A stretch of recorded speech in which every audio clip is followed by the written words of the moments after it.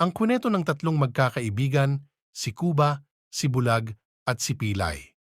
Pagkatapos ng misa, naglakad sila pauwi at nakita nila ang isang magandang dalaga na naghihintay sa daan.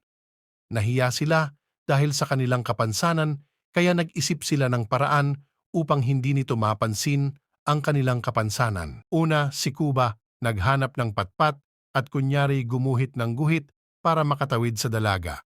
Nang makatawid siya, agad siyang tumingin sa dalawang kaibigan at tumawa.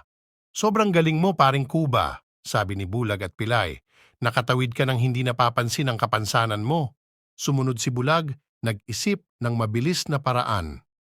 Tinakpan niya ang isang mata at kunyari lumakad sa guhit na ginawa ni Kuba. "Paring Kuba, atingnan nga kung tuwid at nakatawid na din si Bulag." "Grabe, ang gagaling niyo!" sigaw ni Pilay. "Paano ako susunod sa inyo?" Pero hindi siya nagpatinag.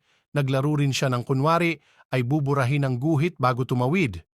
"Ay kibing akin na at aburahin," sabi niya habang tumatawid sa dalaga.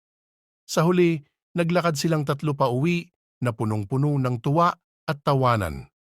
Talagang walang tatalo sa tatlong magkakaibigan na to